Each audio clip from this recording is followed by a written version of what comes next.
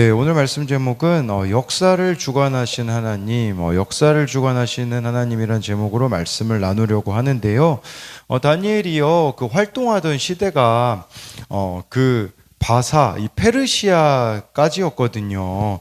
그래서 이 11장의 지금 이 환상의 내용은 페르시아 이후, 즉 다니엘이 죽은 이후에 어떤 일들이 벌어질지를 다니엘에게 하나님이 미리 가르쳐 주세요. 그 말은 무슨 말일까요? 하나님의 백성들이 준비해야 된다라는 의미가 있는 거죠. 그리고 현실적으로 보면 참 멸망당할 것 같은 그런 사건들이 있지만 그 가운데서도 하나님은 여전히 함께하고 계시고 모든 상황과 환경을 다스리고 계시다라는 것을 미리 보여주는 거라고 볼 수 있어요. 그래서 오늘 말씀을 통해서 역사뿐 아니라 나의 삶 가운데 일어나는 모든 일들 또한 하나님이 주관하고 계시다라는 것을 저와 여러분들이 믿어야 된다라는 것이겠죠. 그래서 첫 번째로요, 역사를 주관하신 하나님은 우리를 도우십니다. 1절에 보면 내가 또 메대 사람 다리오 원년에 일어나 그를 도와서 그를 강하게 한 일이 있었느니라. 여기서 내가는 누구를 말하는 걸까요? 내가를 어제 말씀하고 연결시켜 보면요, 다니엘 환상 중에 그 나타난 가브리엘 천사를 말하는 것입니다. 가브리엘 천사가 메대 사람 다리오 원년에 일어나 그를 도와 그를 강하게 한 일이 있었다라고 이 말씀만 보면 여기서 그는 다리오처럼 보이잖아요. 그런데 다리오를 가리키는 게 아니에요. 어제 말씀 마지막 부분에 보면요, 이 다니엘 10장 21절에 보면 미가엘이 나오거든요. 미가엘 천사가 나오는데 여기서 말하는 그는 다리오가 아니라 미가엘을 말하는 거예요. 천사장 미가엘. 그러니까 이 말씀의 의미는 뭐냐면, 즉 천사인 가브리엘과 미가엘이 서로 도왔다라는 거예요. 도와서 무슨 일을 했을까요? 여기 1절에 보니까 다리오 원년에 일어났다라는 걸 보면서 알 수 있는 게 있어요. 뭐냐면 다리오 원년은 지금 바벨론이 멸망한 것을 가리키거든요. 나라가 바뀐 겁니다. 그래서 메대 사람 다리오 원년이라고 나와 있는데, 그러니까 바벨론의 멸망이 바로 미가엘과 가브리엘의 협력을 통해서 이루어졌다라는 것을 말씀해 주고 있는 것입니다. 그러니까 이 눈앞에 보이는 바벨론의 멸망은 결국은 이런 미가엘과 가브리엘의 협력을 통해서 일어나게 된 거라는 거겠죠. 근데 우리가 여기서 생각해 볼 수 있는 우리의 문제는 뭐냐면, 땅에서 일어나는 현실의 싸움에만 우리는 치중할 때가 많이 있다라는 것이죠. 그래서 제일 우리가 많이 하는 거짓말이 바쁘다라는 거짓말이라고 합니다. 눈앞에 보이는 현실에만 치중하면서 살아가기 때문에 바쁘다고 핑계를 대는데요. 여러분, 그 헬라어로 악이라는 단어가요, 포네로스라고 하거든요. 이 단어의 어근은요, 바쁘다라는 단어에서 나왔습니다. 여러분, 무엇이 악입니까? 바쁜 게 악입니다. 하나님 없는 열심, 하나님 없는 분주함, 하나님 없는 현실을 살아가는 게 악이라는 거예요. 하나님께서는 언제든 이러한 가브리엘과 미가엘을 통해서도 우리를 도우실 수 있는 분인데, 내가 하나님을 쳐다보며 좀 하나님의 은혜를 구하면서 살아가야 되는데, 그런 거 없이 현실에만 치여서 바쁜 상태가 악이라는 것을 보여주고 있는 것이죠. 다니엘을 보십시오. 정권이 바뀌어도 살아남기 힘든데 나라가 바뀌어도 여전히 살아있는 비결이 뭐겠습니까? 1절에 나온 다리오 원년, 지금 바벨론이 멸망했어요. 다니엘은 바벨론 시대에 포로로 잡혀왔잖아요. 근데 다니엘은 살아있잖아요. 나라는 사라졌지만 하나님의 사람은 살아있다라는 것은 바로 하나님께서 도우셨기 때문에 가능하다라는 것을 보여주고 있어요. 다니엘은 현실에 일어나는 일들로 바쁘지 않았습니다. 하나님께 자신을 내어주는 일에 바빴다라는 것을 저와 여러분들이 다니엘을 통해서 기억해야 된다라는 것이겠죠.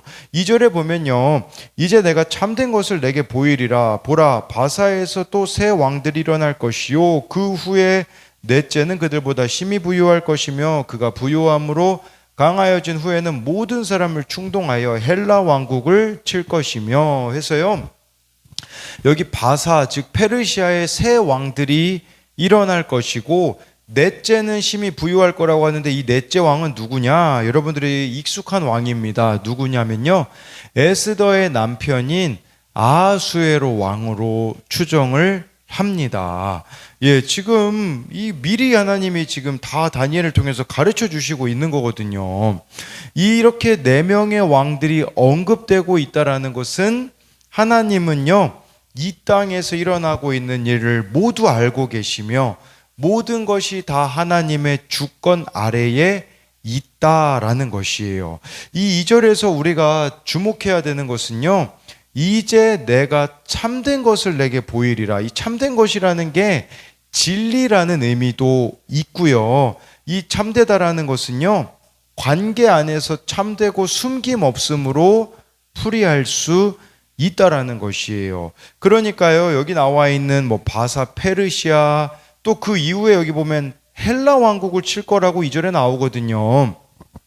예, 뭐 페르시아와 헬라의 이 모든 운명이 하나님의 결정에 속하기 때문에 참된 것이라는 것을 보여주고 있어요. 더 쉽게 말씀드리면 이 세상 나라는 영원하지 않기에 우리들이 참된 것을 따라야 된다라는 거죠. 그게 무엇이겠습니까? 바로 하나님의 말씀이라는 거예요. 하나님의 말씀이 참되시다라는 것은 하나님께서 세상을 향해 한결같고도 숨김없이 행하실 것이라는 겁니다. 이것은 지금 우리들에게도 동일합니다. 여러분, 하나님은요, 한치의 실수 없이 이 선포하신 말씀을 이루시는 분이라는 거죠.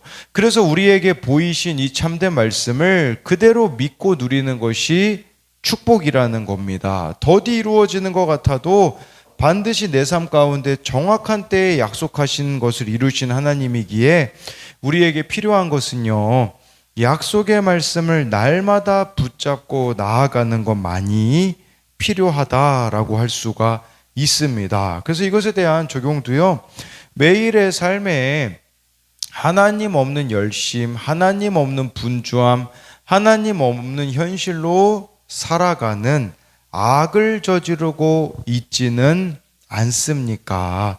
또 한 가지는요, 나는 내 삶에 반드시 이루실 하나님의 약속의 말씀을 믿습니까? 약속이 더디 이루어진다고 하나님을 원망하고 있지는 않습니까? 두 번째는요, 역사를 주관하신 하나님은 전쟁 같은 상황에서도 함께 하십니다. 3절 4절에요.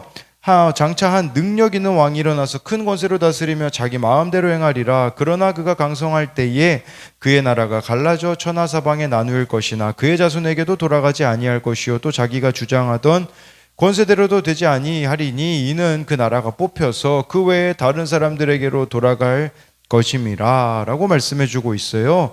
예, 다니엘 11장은 좀 더 자세히 나와 있어요. 왜냐하면 다니엘서의 그 환상 볼 때 처음에 보면 뭐 짐승들로 막 표현이 됐었잖아요. 이제 좀 더 구체적으로 나와 있는 것을 볼 수 있어요.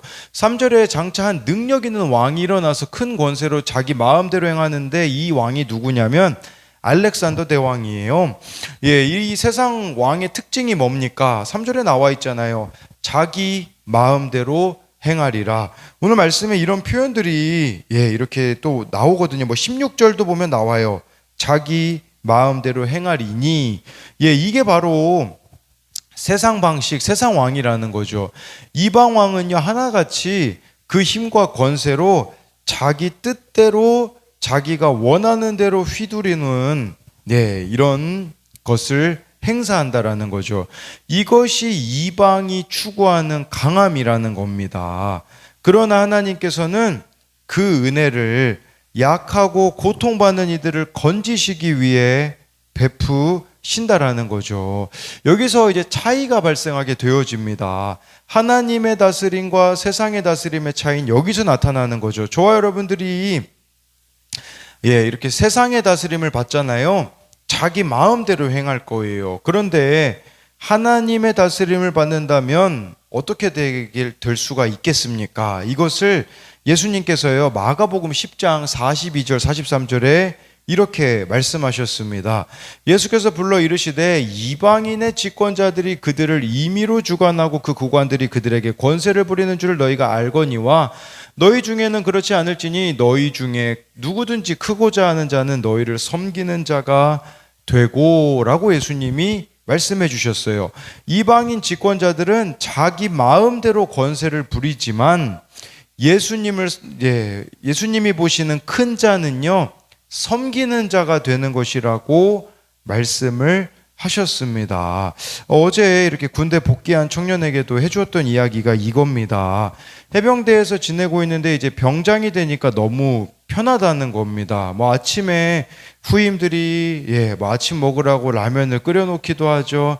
모든 대접을 받고 있는 거죠. 물론 이 친구가 계급이 낮았을 때 그렇게 선임들에게 했기 때문에 지금 받는 것이 당연하다고 느낄지도 모릅니다. 한창 이 친구가 힘들어할 때 그 부조리 때문에 힘들다고 저에게 이야기를 했거든요. 부조리를 끊는 방법이 뭘까요? 병장이 된 이 친구가 누리지 않으면 되는 거예요. 네, 오히려 후임들을 섬기면 되는 겁니다. 그래서 제가 어제 이 청년에게 정말 예수님을 따라가기를 원한다면 오히려 후임들에게 한번 라면을 끓여줘 보라고 했거든요. 그것이 마음대로 할 수 있는 그 병장의 자리에서 예수님을 따르는 자의 모습으로 보여줄 수 있는 다름이 아닐까 하는 생각이 듭니다. 여러분, 이것이 늘 우리에게 있는 전쟁이 아닐까 싶어요. 내 마음대로 살고 싶은 그 한 마음과 하나님 뜻대로 살아야 하는 그 사이의 갈등이 우리들에게 있는 전쟁 같은 상황이 되어질 수 있지 않을까 싶은 것이죠. 그런데 자기 마음대로 한 알렉산더의 결말이 어떻게 나옵니까? 4절에 나와 있잖아요. 그의 나라가 강성할 때에 나라가 갈라져 사방으로 나누어질 거라고 말씀해 주고 있어요. 알렉산더 대왕이요, 실제로 33살의 나이로 죽습니다. 후계자도 지명하지 못해요. 그래서 4절에 보면 그의 자손에게도 돌아가지 아니할 것이요, 그렇게 큰 나라 만들면 뭐합니까? 자손들에게도 못 돌아가요. 실제 역사를 보면요, 이복 동생, 이 알렉산더의 이복 동생 아르이다이오스와 또 알렉산더의 유복자 알렉산더 4세는요 각각 주전 317년, 310년에 암살을 당합니다. 그래서 자손에게도 나라가 돌아가지 못하여서 나라가 4개로 나눠지게 되잖아요. 4명의 부하들에게 돌아가게 되어지는 것을 보면 자신의 뜻과 권세와는 아무런 상관없이 그 나라가 쪼개지는 것을 통해서 세상의 강력한 왕권이 얼마나 허무한지를 알라는 겁니다. 여러분, 세상의 왕권은 허무한 것입니다. 세상의 다스림을 받는 삶은요, 허무함으로 끝날 수밖에 없다라고 우리들에게 말씀해 주고 있어요. 여기 이제 5절부터 19절은 남방왕, 북방왕이 나오는데 그 중심에 이스라엘이 있거든요. 이스라엘을 남방왕이 다스렸다, 북방왕이 다스렸다, 그 내용을 지금 이야기하는 거거든요. 여기서 15절, 16절로 다른 내용들은 제가 이제 쉽게 설명드릴게요. 이에 북방왕은 와서 토성을 쌓고 견고한 성읍을 점령할 것이요, 남방 군대는 그를 당할 수 없으며 또 그가 택한 군대라도 그를 당할 힘이 없을 것이므로 오직 와서 치는 자가 자기 마음대로 행하리니 그를 당할 사람이 없겠고 그는 영화로운 땅에 설 것이요 그의 손에는 멸망이 있으리라. 5절부터 19절 내용을 쉽게 설명드리면 이 이스라엘을 차지하려고 있잖아요. 그러니까 이스라엘이 이제 그 바벨론 포로로 잡혔다가 돌아가지 않습니까? 돌아갔을 때 이 이스라엘을 가지고 북방왕과 남방왕이 계속 싸울 거라는 뜻이에요. 5절에 보면요, 이 남방왕은 어디를 가리키냐면 그 알렉산더 이후에 나라가 4수로 나눠졌다고 하잖아요. 그 중에 이집트와 북아프리카를 차지한 프톨레미 왕조가 여기 나와 있는 남방의 왕이에요. 프톨레미 왕조. 그래서 이스라엘이 처음에는요, 이 프톨레미 왕조 지배 아래 있었었거든요. 그런데 북방왕이 일어나가지고 있잖아요. 이 북방왕은 누구냐면 또 그 알렉산더 대왕이 이렇게 죽고 나서 나누어졌던 나라 중에 하나인 셀류쿠스 왕조가 바로 북방왕을 뜻하는 것이에요. 그래서 지금 이 15절 16절의 내용은 뭐냐면 둘이 계속 다투어 가지고요.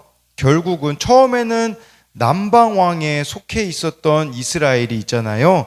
이제는 그 이후에 북방왕인 셀류쿠스 왕조 하에 이스라엘이 속하게 되었다라는 것을 가리키는 그 내용이라고 볼 수 있어요. 이때부터 거의 100년 동안 예루살렘과 유대 지역은 셀류쿠스의 영향력 아래 놓이게 되었다라는 것이에요. 이 셀류쿠스 왕조의 문제점은 뭐냐면 헬레니즘을 가지고 이스라엘로 들어옵니다. 그래서 16절에 보니까 자기 마음대로 행한다라고 이렇게 말씀해주고 있는 것이겠죠. 승리하는 것처럼 보이죠. 이때 막 헬레니즘을 가지고 와가지고 있잖아요. 막 무슨 일이 있냐면 역사적인 제가 기록을 보면요. 그 막 예루살렘에 막 예루살렘을 헬레니즘을 갖고 와가지고요. 막 운동 경기장을 세우죠. 그러다 보니까 이 유대인들이 여기 막 현혹되기도 해가지고요. 할례 취소식이 있었다라는 기록도 있더라고요. 이게 무슨 말이냐면 세상의 가치가 너무 커가지고 하나님 믿는 가치가 부끄럽게 여겨지는 시대가 도래하게 되었다라는 것을 보여주는 거겠죠. 그러나 기억해야 되는 것은요, 19절에요. 이 셀류쿠스 왕조도 결국은 영원하지 못하다라는 것을 우리들에게 가르쳐주고 있어요. 아주 쉽게 말씀드리면요, 지금 다니엘 11장은요 이 프톨레미 왕조, 셀류쿠스 왕조 그 틈바구니 속에 이스라엘이 속해 있다라고 보여주고 있는 것이에요. 근데 여러분 솔직히 이 북방왕과 남방왕 사이에 강하지 않은 이스라엘이 이 가운데서 어떻게 살아남을 수 있겠습니까? 지금 이 11장이 우리들에게 보여주는 것은 뭐냐면요, 하나님을 의지하는 것만이 이 북방왕과 남방왕의 그 틈바구니 속에서도 살아남을 수 있는 유일한 비결이라는 것이에요. 더 쉽게 말씀드리면 세상에 타협하지 않고 그 가운데서도 하나님만을 따르는 것만이 우리의 생존을 좌우한다라는 것을 보여주고 있는 것이에요. 겉으로 보기에는 남방왕이 힘이 세가지고 이스라엘을 끌어가는 것 같죠. 북방왕이 더 세져서 이 이스라엘을 끌어가는 것 같지만 그게 아니라는 것을 보여주고 있는 것이에요. 진정한 안정과 평안은요, 살아계신 하나님께만 있다라는 것을 저와 여러분들이 기억해야 된다라는 거예요. 우리가 나를 이스라엘로 한번 생각하면요, 괴롭히는 북방왕과 남방왕이 있어요. 그런데 북방왕과 남방왕은 멸망할 때가 반드시 있다라는 것이에요. 세상 권세가 영원할 것 같아도요, 멸망할 때는 반드시 온다라는 것을 보여주고 있는 것이죠. 그래서 나를 괴롭히며 힘들게 하는 사람도 영원히 나를 멸망시킬 권세를 가진 게 아니라는 사실을 잊어서는 안 된다라는 것입니다. 그래서 이것에 대한 적용도요, 나에게는 세상이 왕노릇하여서 마음대로 살아갑니까? 아니면 예수님이 왕이시기에 다른 이를 섬기는 자로 살아갑니까? 또 한 가지는요, 나를 괴롭히며 힘들게 하는 큰 권세를 가진 듯한 사람은 누구입니까? 아까 남방왕과 북방왕을 말하는 거겠죠. 그 사람이 나를 멸망시키지 못할 것을 믿습니까? 기도하겠습니다. 살아계신 하나님, 오늘 말씀해 보면 하나님께서는 역사를 주관하고 계시다라는 것을 말씀해 주고 있습니다. 정말 세상 사람들이, 세상 왕이 자기 마음대로 하여서 이 땅에서 영원히 살 것 같지만 그들의 결말을 보라고 오늘 말씀에서 말씀해 주고 있습니다. 영원한 것은 없다고 말씀하시기에 영원한 하나님만을 믿고 그 하나님의 말씀을 붙잡고 살아가는 백성들만이 영원히 남는다라고 하나님께서 말씀해 주시기에 눈앞에 보이는 현실이 참으로 힘들지만 그 가운데 참된 하나님의 말씀만을 붙잡고 살아가는 우리 한 사람 한 사람이 되게 하여 주옵소서. 그리하여서 눈앞에 보이는 현실에 좌절하지 않고 정말 우리들이 바쁘지 않기 원합니다. 하나님께 대하여 바쁘지 않기 원합니다. 성경에서 악이라는 단어가 바쁘다는 건데 하나님 없는 열심, 하나님 없는 현실을 살아가는 게 악이라는 것을 기억함으로써 오늘도 하나님 있는 하루가 되어짐으로써 그렇게 살아가는 정말 이 열방의 틈바구니 속에 이스라엘이 어떻게 생존할 수 있겠습니까? 남방왕에게 잘 보여야 생존하겠습니까? 북방왕에게 잘 보여야 생존할 수 있겠습니까? 그것이 아니라 하나님만을 바라보는 것만이 우리를 살게 한다라는 사실을 기억함으로써 오늘 하루도 하나님 있는 삶이 되게 하여 주실 것을 믿으며 살아계신 예수님 이름으로 기도드립니다. 아멘.